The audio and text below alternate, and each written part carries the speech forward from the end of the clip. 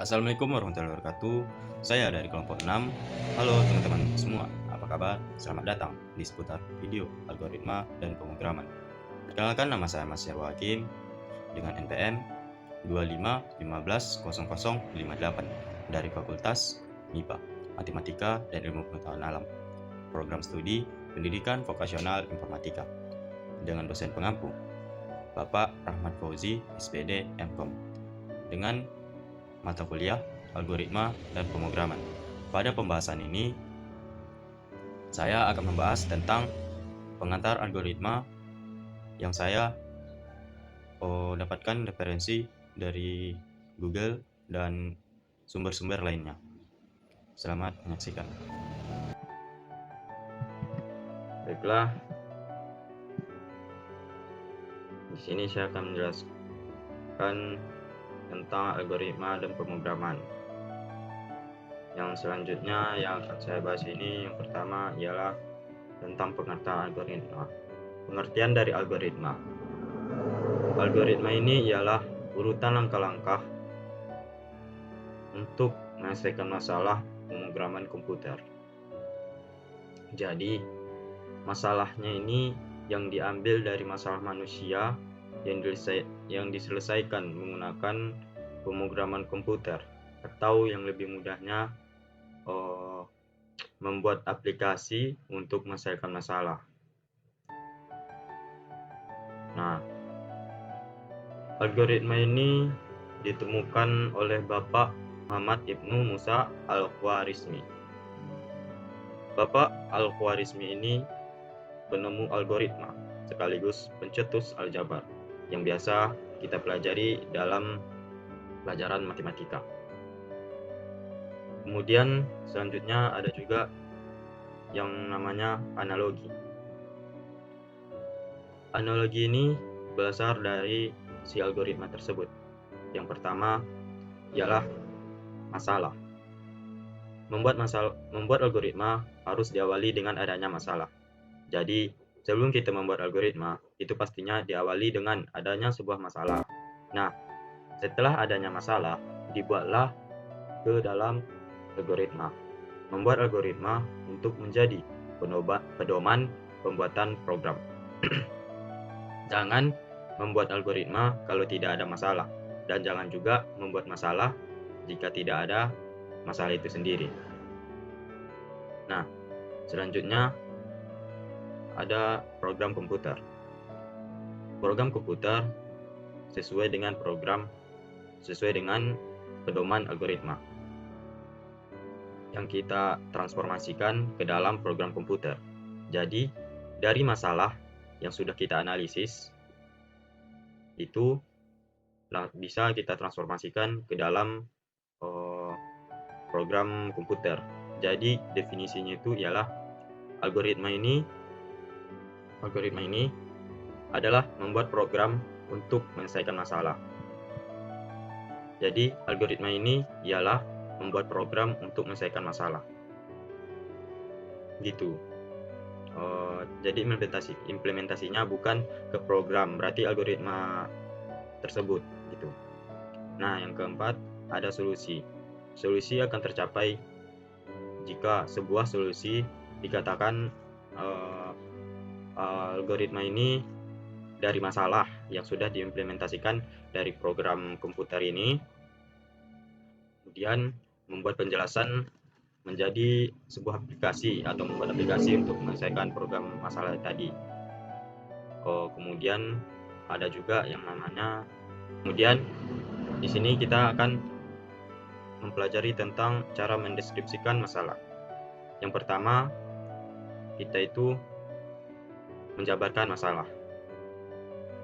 Jadi, ketika kita misalnya mendapatkan klien lah misalnya, si klien ini mendapatkan kesulitan di usahanya, kita bisa menanyakan pertanyaan satu persatu, masalahnya di mana dan kita harus bagaimana, dan seterusnya. Nah, yang kedua, kita itu merincikan masalah untuk menyelesaikan masalah. Nah, yang dimaksud di sini ialah dari pertanyaan yang sudah kita tanyakan tadi, kita memecah-pecah lagi jadi upaya apa. yang harus kita lakukan kemudian. Ketiga, membuat sarana interaksi manusia dengan komputer. Balik lagi ke yang membuat program komputer ini yang bisa dipakai manusia, karena membuat sebuah program komputer yang dipakai manusia ini harus bisa dipakai manusia. Percuma saja kita membuat program jika tidak bisa dipakai oleh manusia tersebut.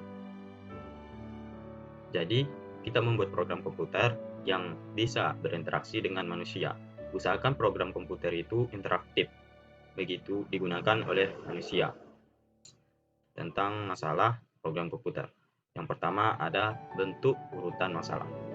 Bentuk urutan masalah ini ialah urutan masalah-masalah tersebut. Jadi apa masalahnya dan kita harus bagaimana, dan program seperti apa yang harus kita buat, seperti itu. Kemudian tentukan bahasa pemrograman. Nah, ini tergantung kita ingin seperti apa program tersebut. Kayak bisa berbasis web, PHP, HTML, CSS, dan menggunakan juga JavaScript. Jika klien ingin menggunakan pemrograman lain, kayak bahasa Pascal itu juga bisa. Kemudian ada yang ketiga, yaitu konsep mesin komputer.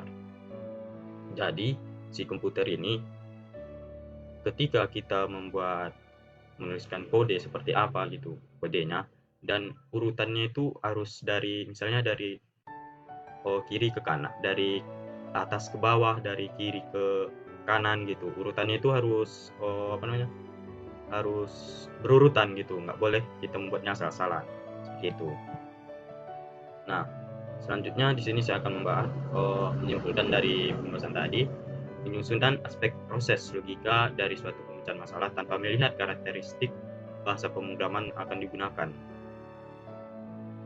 Jadi kalau kita menanyakan sebuah masalah tadi, kita jangan memikirkan masalah sebelum masalah yang lainnya jika masalah ini belum terselesaikan begitu. Urutan notasi logika merupakan hasil analisis dan rancangan sistematis dari strategi pemecahan masalah untuk menggambarkan urutan langkah kerja yang dikerjakan akan membawakan tujuannya. Yang urutan logika langkah kerja untuk menyelesaikan suatu masalah. Nah, untuk menyelesaikan suatu masalah ini bisa disebut dengan notasi algoritma tersebut. Urutan logika langkah kerja untuk menyelesaikan suatu masalah. Ada juga yang namanya notasi algoritma, juga terdiri dari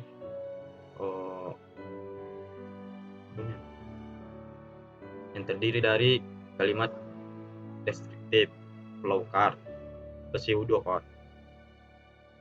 Nah, kalimat deskriptif ini ialah cara menuliskan instruksi-instruksi yang harus dilaksanakan dalam bentuk uraian atau uraian kalimat secara deskriptif dengan menggunakan bahasa yang jelas. Deskriptif ini harus menggunakan bahasa yang baku, mudah dimengerti, bersponden, begitu. Nah, yang kedua juga ada flowchart. Flowchart ini cara menuliskan instruksi-instruksi yang harus dilaksanakan dalam bentuk simbol. Yang kedua ada flowchart. Flowchart ini ialah cara menuliskan instruksi-instruksi yang harus dilaksanakan dalam bentuk simbol-simbol. Diagram alir, masukkan kalimat simbol, begitu. Nah, yang kemudian ada juga pseudocode. Pseudocode ini ialah langkah-langkah untuk memecahkan suatu masalah dengan menggunakan kode yang tidak terikat pada bahasa pemrograman tertentu. Jadi tergantung klien itu orang programmer atau bagaimana, seperti itu.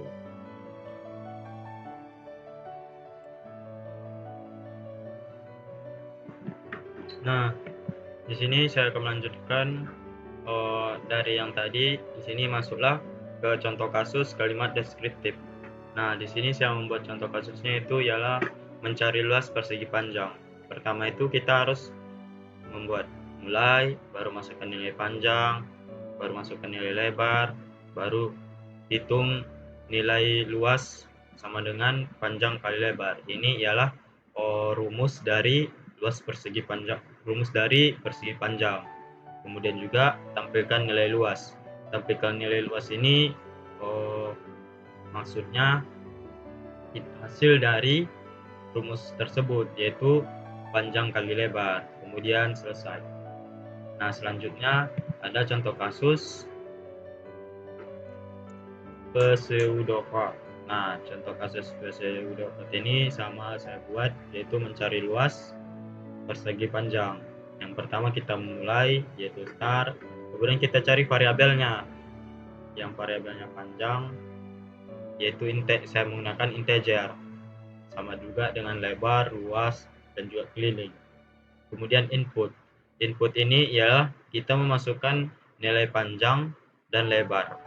Kemudian juga proses ini ialah disitulah letak rumusnya yang akan menjadikan misalnya kan proses ini luas sama dengan panjang kali lebar. Ya, ini rumusnya dari persegi panjang tersebut juga. Kemudian output ini ialah hasil dari proses tadi, hasil luarannya begitu. Maka nanti jika kita buat panjangnya 5 kali lebar, maka nanti hasilnya terlihat dari output. Kemudian kita akhiri dengan N.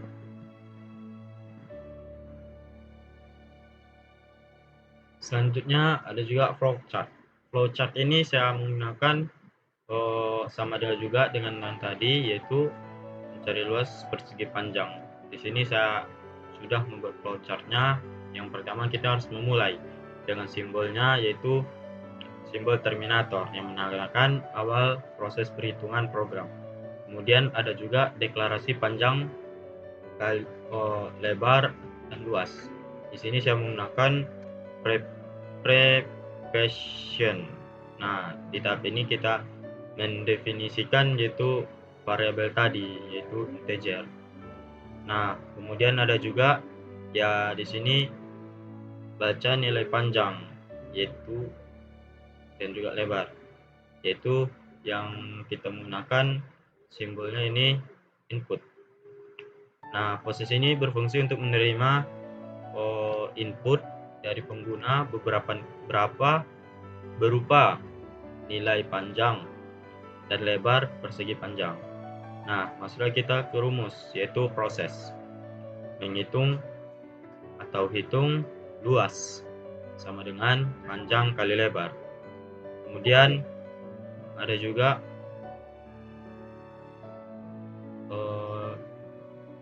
yaitu tuliskan nilai luas, yaitu output. Output ini itulah hasil dari rumus tadi, yaitu kita misalnya dari sini, dari input ini, kemudian masuk ke proses masuk ke output, dan makanya nampak nanti di akhirnya hasilnya. Nah, di sini saya akan mencontohkan bahasa pemrogramannya dengan bahasa Pascal. Ini saya akan melanjutkan yaitu bahasa pemrograman yang menggunakan Pascal atau pemrograman dengan bahasa Pascal. Nah, pertama kita di sini harus membuat yaitu nama program. Nama program yang akan saya buat ialah yaitu program persegi panjang. Untuk program persegi panjang ini tidak boleh menggunakan spasi dan diakhiri dengan titik koma. Mengapa diakhiri dengan titik koma? Titik koma ini dikarenakan untuk biar instruksi baru dia. Gitu. Nah, di sini saya akan melanjutkan juga untuk mengetik dengan uses CRT.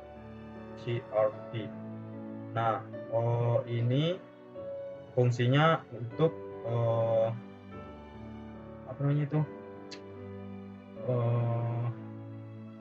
membersihkan layar, sama seperti dengan CLR SCR begitu. Nah, di sini kita akan membuat variabelnya yaitu yang pertama panjang, koma, kemudian lebar. Di sini saya menggunakan tipe data integer. yaitu di sini saya akan mengetik var, di sini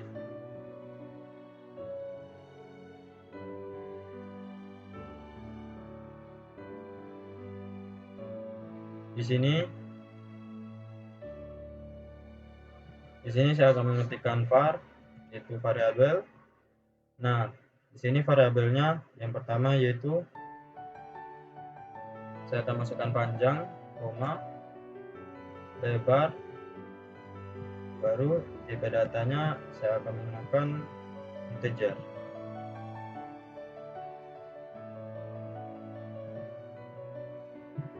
Titik koma, lalu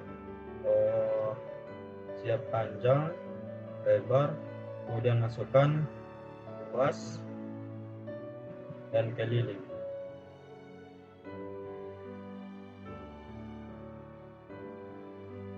Untuk tipe datanya integer juga.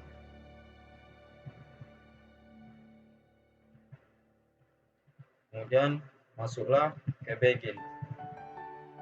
Begin ini fungsinya untuk memblok utama program, atau program itu diawali dengan begin kemudian diakhiri dengan end gitu. Nah, selanjutnya kita ketikkan cl rscl. Nah, selanjutnya kita masukkan atau kita ketik read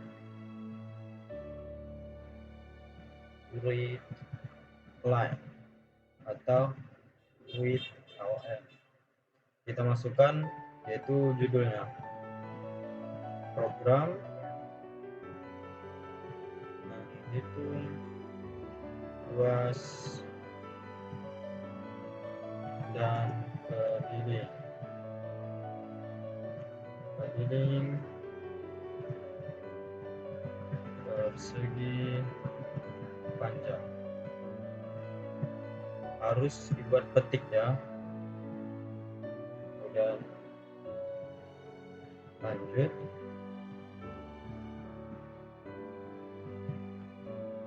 Kita lagi. Di sini saya akan membuat nama saya.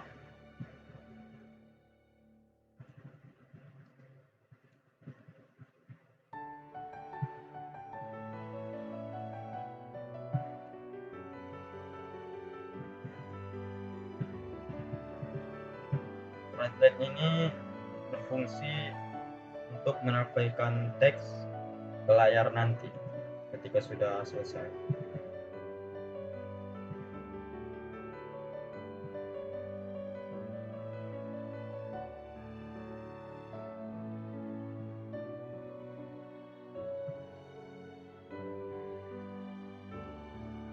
Nah, di sini kita memasukkan write.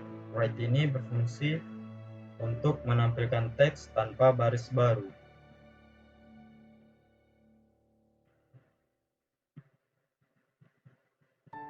Masukkan panjang.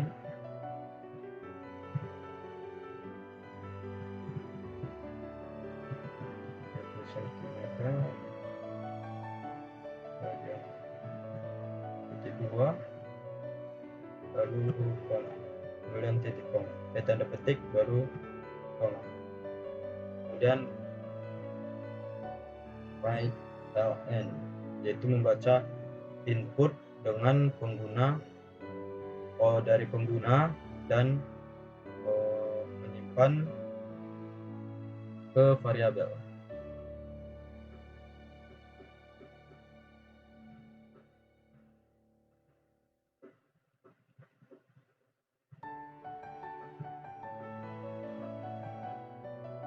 Kemudian masukkan lagi write,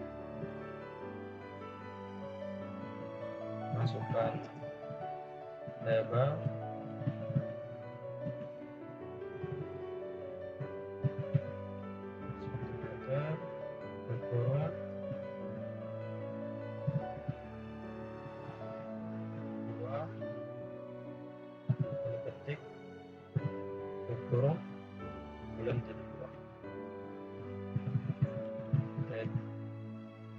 kembali, baru masukkan lebar, kemudian tutup lagi. Nah, selanjutnya kita akan masukkan rumusnya itu luas titik 2 dengan panjang kali lebar. Kemudian masukkan keliling titik 2 sama dengan 2 titik dan panjang tambah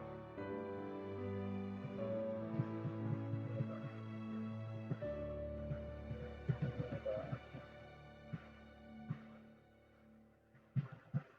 Kemudian diakhiri dengan titik koma kembali.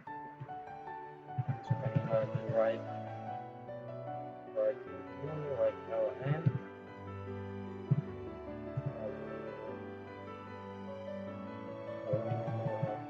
right LN lagi,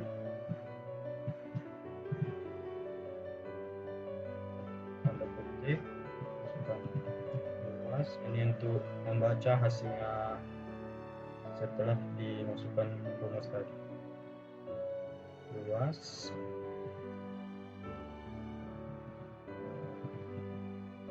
sudi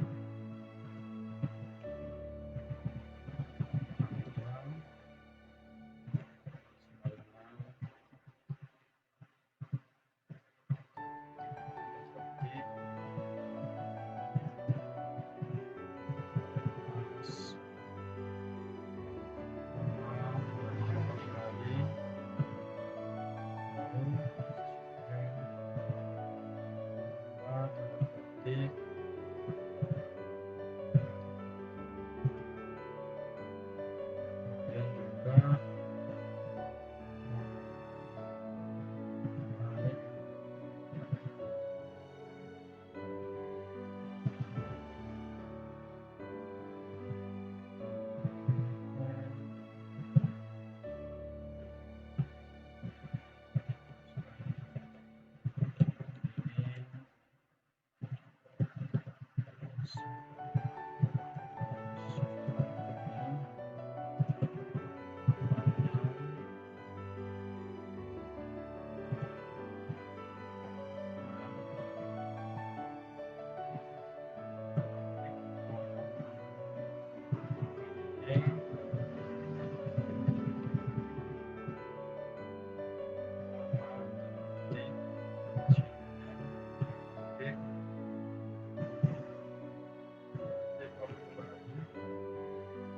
kemudian kita akhiri dengan right line, titik koma jangan lupa, baru N, harus diakhiri dengan titik. Kemudian kita simpan F2, masukkan nama yang mau dibuat. Saya akan masukkan nama saya.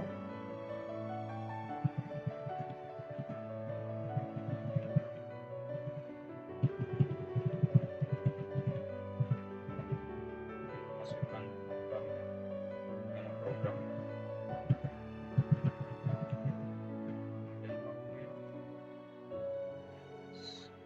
Nah, kemudian kita compile data tadi atau nama programnya, kemudian kita compile. Nah, di sini ketika compile-nya sudah sukses, maka kita run. Nah, di sini saya akan memasukkan panjangnya 80 cm, lebarnya 90. Nah, hasilnya untuk luasnya yaitu 7200 cm. Kemudian keliling panjangnya yaitu 340. Cukup sekian hasil dari presentasi saya. Jika ada kesalahan saya mohon maaf. Saya akhiri dengan Wassalamualaikum warahmatullahi wabarakatuh. Assalamualaikum warahmatullahi wabarakatuh. Halo semuanya, perkenalkan nama saya Siska Maulida. Saya dari Prodi Pendidikan Vokasional Informatika kelas 1B. Nah, pada sesi ini saya akan membahas tentang flowchart. Jadi, saksikan ya. Nah, jadi apa sih flowchart itu? Jadi teman-teman, untuk menggambarkan sebuah algoritma yang terstruktur dan mudah dipahami oleh orang lain, khususnya programmer yang bertugas mengimplementasikan program, maka dibutuhkan alat bantu yang berbentuk diagram alir atau flowchart. Nah, flowchart menggambarkan urutan logika dari suatu prosedur pemecahan masalah. Sehingga flowchart merupakan langkah-langkah penyelesaian masalah yang dituliskan dalam simbol-simbol tertentu. Diagram alir ini akan menunjukkan alur di dalam program secara logika. Nah, flowchart juga memiliki simbol-simbol loh teman-teman. Antara lainnya yang pertama yaitu flow direction symbol, yaitu simbol yang digunakan untuk menghubungkan antara simbol yang satu dengan simbol yang lain. Simbol ini disebut juga connecting line. Yang kedua yaitu terminator symbol, yaitu simbol untuk permulaan, start atau akhir, stop dari suatu kegiatan.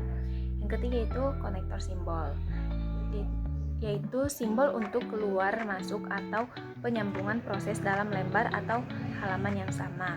Yang keempat yaitu konektor simbol juga, cuman bedanya yang sebelumnya itu berbentuk lingkaran ya, yaitu simbol untuk keluar masuk atau penyambungan proses pada lembar atau halaman yang berbeda.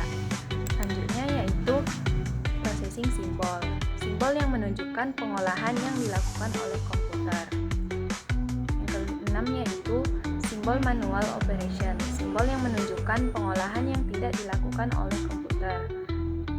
Ketujuh yaitu simbol decision, simbol pemilihan proses berdasarkan kondisi yang ada. Yang kedelapan yaitu simbol input-output, simbol yang menyatakan proses input dan output tanpa tergantung dengan jenis peralatannya. Yang kesembilan yaitu simbol manual input, itu simbol untuk pemasukan data secara manual online keyboard. Yang ke-10 yaitu simbol preparation, simbol untuk mempersiapkan penyimpanan yang akan digunakan sebagai tempat pengolahan di dalam storage.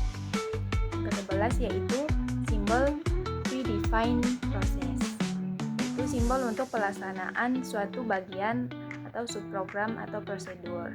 Yang ke-12 yaitu simbol display, yaitu simbol yang menyatakan peralatan output yang digunakan yaitu layar, plotter, printer, dan sebagainya.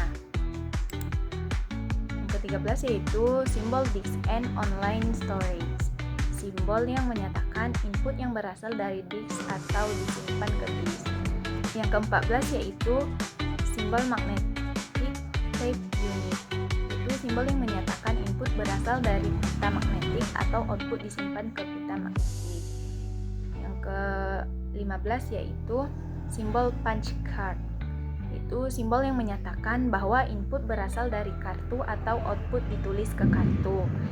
Yang terakhir yaitu simbol dokumen, simbol yang menyatakan input berasal dari dokumen dalam bentuk kertas atau output dicetak ke kertas. Nah, jadi itulah simbol-simbol dari flowchart ya. Nah, sekian dari saya. Apabila saya memiliki perkataan yang salah atau kurang pas, saya minta maaf. Jadi, thanks for watching teman-teman. Bye-bye. Halo teman-teman, pada video kali ini kita akan membahas tentang algoritma dan pemrograman bahasa Pascal. Materi ini penting karena menjadi dasar dalam dunia komputer dan teknologi. Dengan memahami algoritma dan pemrograman, kita bisa belajar berpikir logis dan sistematis dalam menyelesaikan masalah. Yuk kita mulai pembahasannya dari sejarah algoritma terlebih dahulu. Kata algoritma berasal dari nama seorang ilmuwan muslim asal Persia, Muhammad Ibnu Musa al-Khwarizmi yang hidup pada abad ke-9. Beliau adalah ahli matematika yang menulis buku berjudul Al-Kitab al-Mukhtasar fi Hisab al-Aljabar wal Muhabalah yang menjadi dasar dari ilmu aljabar modern. Ketika buku tersebut diterjemahkan ke dalam bahasa Latin, nama beliau al-Khwarizmi ditulis sebagai algoritma. Dari sanalah istilah algoritma berasal. Awalnya, algoritma digunakan dalam konteks matematika untuk menjelaskan langkah-langkah menghitung atau menyelesaikan persamaan. Namun, seiring perkembangan teknologi, istilah ini meluas ke bidang komputer dan logika pemrogram. Algoritma pemrograman adalah serangkaian langkah atau instruksi untuk memecahkan masalah tertentu. Di dalam pemrograman, algoritma adalah aspek utama ketika developer membuat program apapun di mana hasil akhir program tergantung pada algoritma yang ditulis. Oleh karena itu, seorang developer wajib menguasai algoritma pemrograman ketika belajar pemrograman. Cara penyajian algoritma ada dua cara penyajian programming, yaitu pseudocode.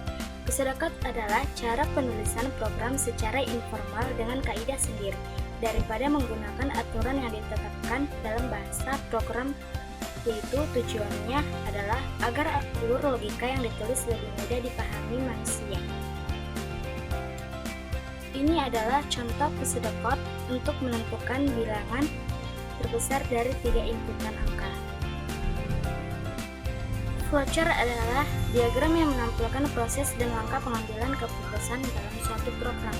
Tujuan flowchart adalah menyederhanakan rangkaian prosedur serta mengurangi risiko salah tafsir. Salah satu contoh flowchart dalam programming adalah sebagai berikut. Untuk menunjukkan alur kerja program dari awal hingga akhir dalam menghitung luas persegi panjang. Cara kerja algoritma pemrograman. Di dalam pemrograman, algoritma bekerja dengan mengandalkan 3 aspek utama, yakni input, proses, output. Ketika pengguna memasukkan data atau perintah, komputer akan menganalisis dan mengeksekusinya sesuai alur algoritma untuk menghasilkan output yang diharapkan. Dalam praktiknya, algoritma pemrograman terdiri dari 3 macam konstruksi, yaitu algoritma sekuensial, algoritma percabangan, dan algoritma perulangan. Kedua, algoritma sekuensial adalah algoritma dengan prosedur yang berjalan dari suatu proses ke proses berikutnya untuk mencapai hasil akhir. Kedua, algoritma percabangan.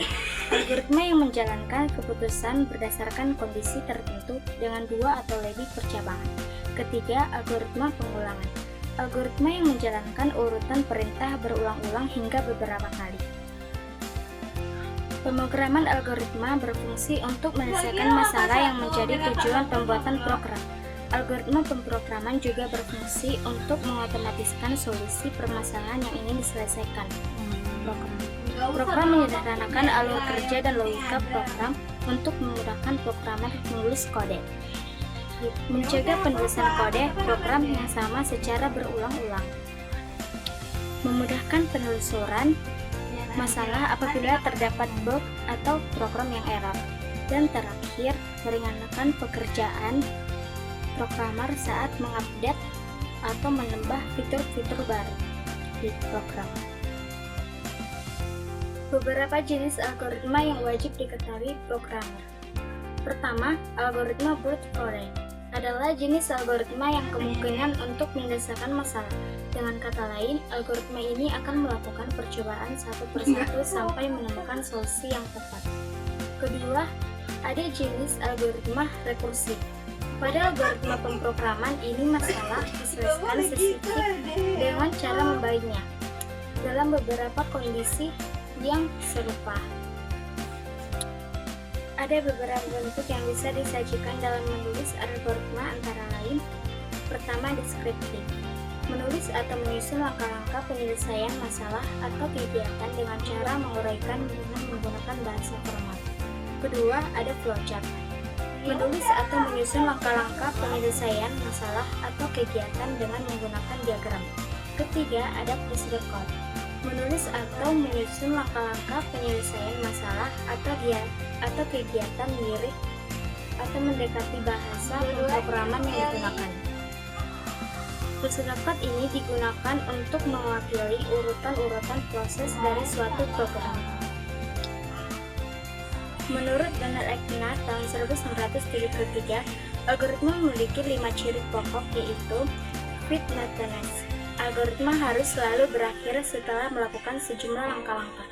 Kedua, definiteness. Setiap langkah dari suatu algoritma harus terdefinisi secara tepat. Ketiga, ada input. Suatu algoritma dapat tidak memiliki input ataupun memiliki satu atau lebih dari suatu input. Keempat, ada output. Suatu algoritma harus memiliki satu output. Kelima, ada effectiveness. Algoritma yang dibuat diharapkan efektif, artinya setiap langkah yang hendak dilaksanakan dalam algoritma haruslah sederhana sehingga dapat secara prinsip dilakukan dengan tepat dan dalam waktu yang masuk akal. Apabila dilakukan secara manual oleh manusia dengan menggunakan pensil dan kertas, kita tahu percabangan ini serasi dengan kata mendua, dan kita juga tahu kata mendua dihadapkan pada dua pilihan yang berbeda. Itu pun seperti halnya percabangan itu sendiri. Percabangan juga dihadapkan pada beberapa pilihan yang berbeda, dan harus dipilih salah satu. Jadi pada Pascal, percabangan adalah suatu operator yang digunakan untuk menentukan pilihan terhadap beberapa pilihan yang ada. Pada Pascal ada beberapa skrip atau kode yang digunakan untuk menjalankan suatu percabangan, seperti struktur if dan else, struktur case of else. Secara mendasar, terdapat dua struktur, pernyataan if dan pernyataan case of. Pernyataan tersebut digunakan untuk menangani percabangan atau memilih suatu statement yang berdasarkan suatu syarat. Syarat ini harus terpenuhi jika akan melakukan penyeleksian yang diinginkan masing-masing memiliki kelebihan dan kekurangan. Pada struktur case of itu memiliki kelebihan dibandingkan struktur if, yakni struktur case of juga memiliki kekurangan, yakni tidak dapat menjalankan percabangan di dalam percabangan seperti hal yang dapat dilakukan oleh struktur if. Assalamualaikum warahmatullahi wabarakatuh. Perkenalkan, nama saya Leli Sirwahyuni Harahap. Di sini saya ingin menjelaskan tentang algoritma dan struktur data Python. Di sini saya akan menjelaskan tentang algoritma struktur data Python.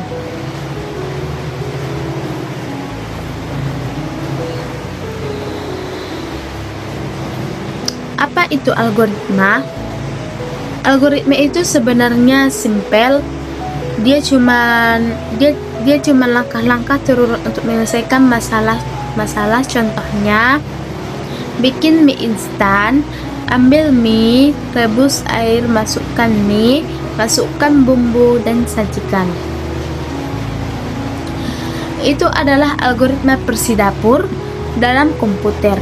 Prinsipnya sama, langkah-langkah logis untuk penyelesaian.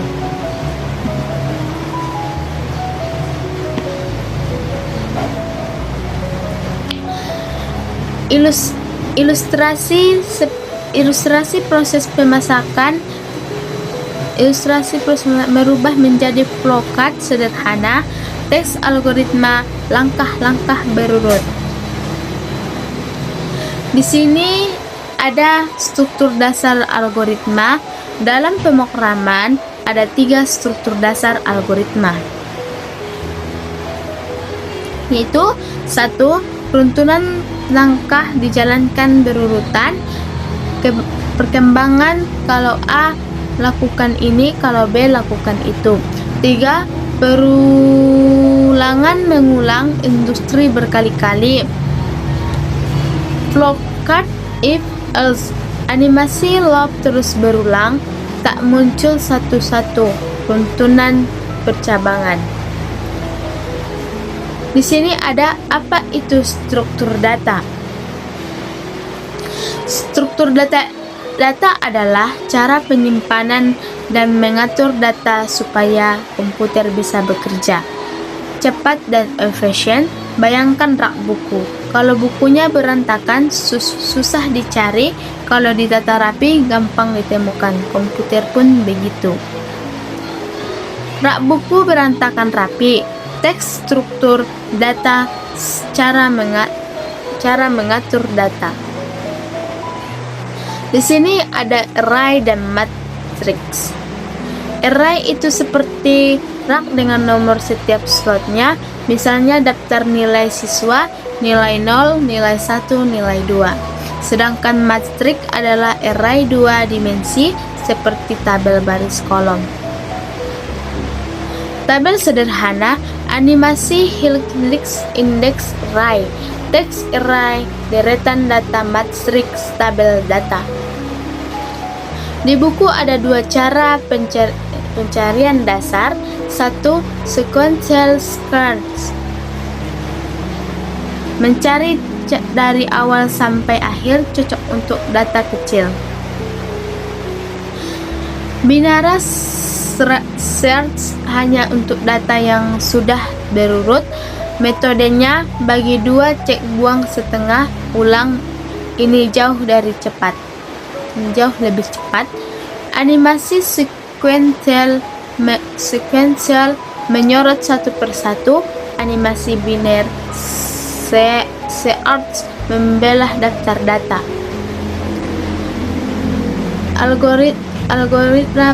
Algoritma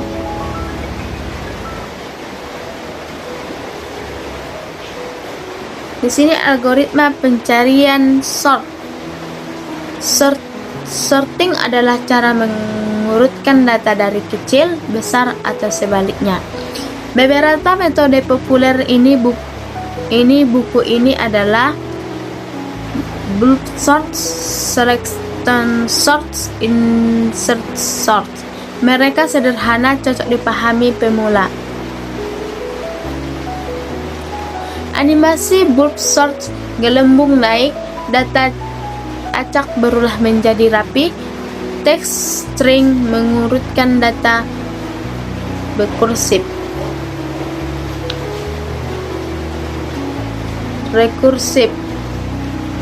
Rekursif adalah fungsi yang memanggil dirinya sendiri.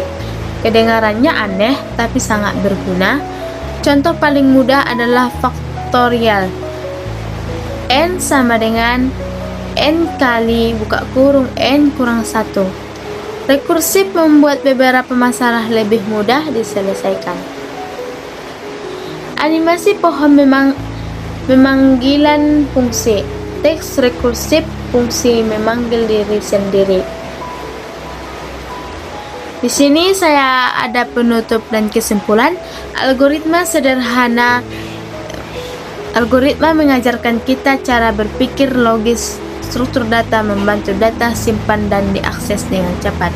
Ketika digabung, keduanya adalah dasar dari semua program yang kita gunakan setiap hari. Kalau kamu mengerti ini, kamu sudah punya fondasi kuat untuk menjadi programmer hebat. Terima kasih. Wassalamualaikum warahmatullahi wabarakatuh.